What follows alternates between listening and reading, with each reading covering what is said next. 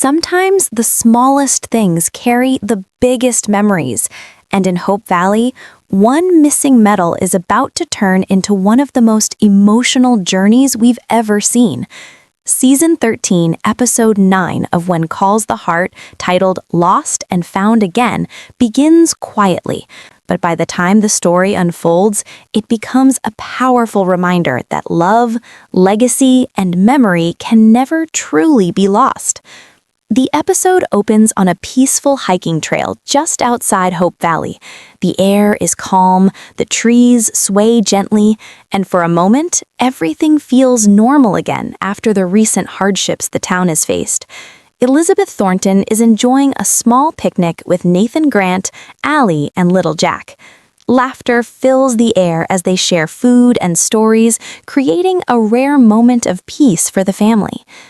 But the calm doesn't last long.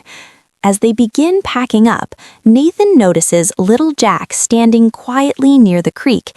Instead of playing like usual, the boy is staring into the water, poking it with a stick as if searching for something. Nathan walks over gently and asks what's wrong. After a long pause, little Jack finally whispers the words he's been afraid to say. He lost his father's medal. The small medal was one of the only physical things he had left from his dad, and now it's gone. His voice trembles as he asks Nathan not to tell Elizabeth yet. He's terrified she'll be disappointed in him. Instead of reacting with worry or frustration, Nathan kneels beside him calmly. "We'll find it," he promises. And just like that, the search begins. Later that evening, the truth finally reaches Elizabeth. Little Jack admits through tears that the medal is missing. The weight of the moment is overwhelming for him. To a child who already lost his father, losing the medal feels like losing him all over again. He runs upstairs in frustration, leaving Elizabeth heartbroken. The next morning, Nathan decides to take action. He gathers Bill and Oliver to help comb through the entire area where the picnic took place. They search the grass, the dirt paths, even the creek bed itself. Hours pass. Still, nothing. Nathan grows visibly frustrated. He feels responsible, as though he should have prevented this loss somehow. Bill notices and gently reminds him of something important. Being there for that boy every day matters more than any medal ever could. Meanwhile, another story unfolds in the schoolhouse.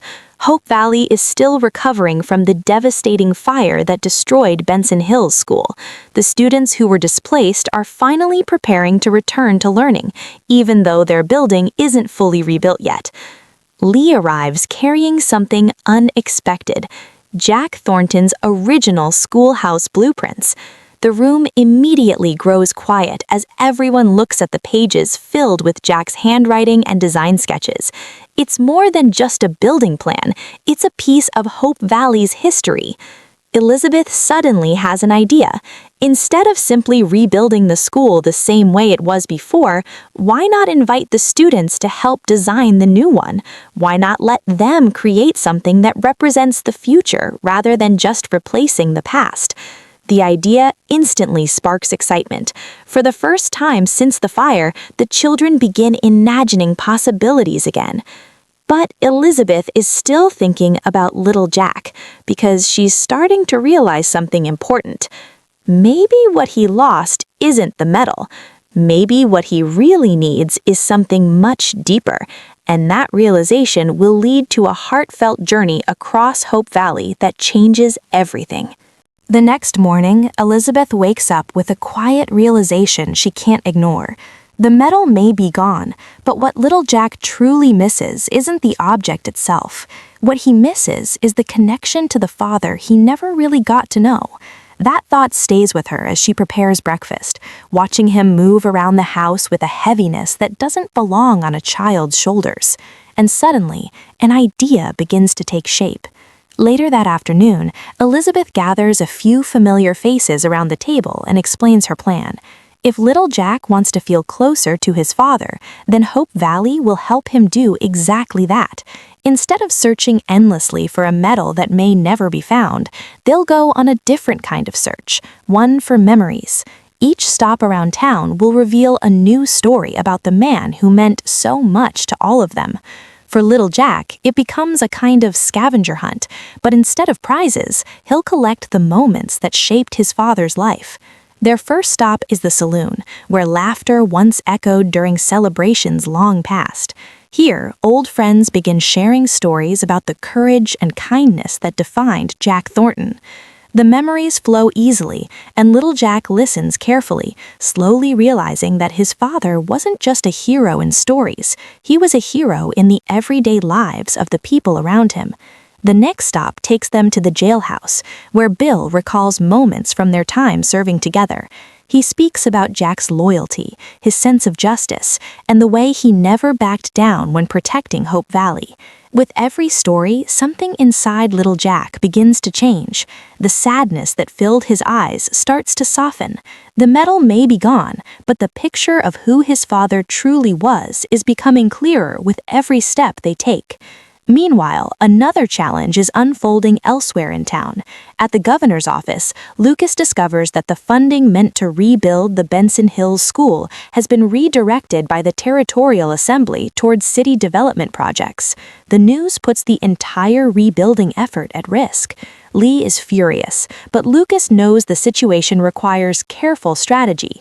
Still, the more he thinks about it, the more he realizes that protecting Hope Valley sometimes means standing up to politics rather than playing along with them. After a long night of planning, Lucas finds a possible solution.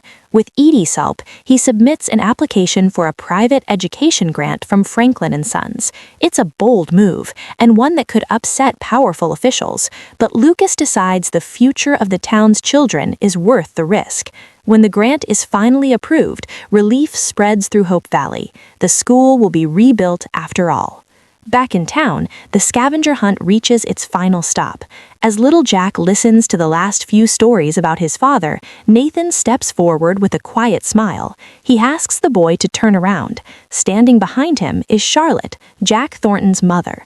The moment is emotional for everyone watching. She kneels down and embraces her grandson, bringing with her even more stories from Jack's childhood, stories filled with kindness, courage, and even a few mischievous adventures. But Charlotte has brought something else, too. A letter. Years ago, Jack wrote down 3 dreams he hoped to fulfill in his life. The first was to become the best Mountie he could be. The second was to fall in love with the right woman. And the third was one day to look into the eyes of his own son. When little Jack reads those words, the meaning hits him all at once. He was never just part of Jack's life story. He was one of Jack's greatest dreams. Later that evening, Allie reveals one final surprise. After searching through old case files at the Mountie station, she wrote a short story inspired by one of Jack's adventures. With Charlotte's help, it's been turned into a small illustrated book. When she hands it to little Jack, his face lights up with excitement as he begins reading aloud. For the first time since losing the medal, joy replaces the sadness in his voice. And that's when Elizabeth realizes something beautiful. The medal may never be found, but it doesn't matter anymore, because Jack Thornton's legacy was never about a piece of metal. It lives in the people he inspired, the family he loved, and the stories that will continue to be told for generations. In Hope Valley, some things may be lost, but the most important things are always found again.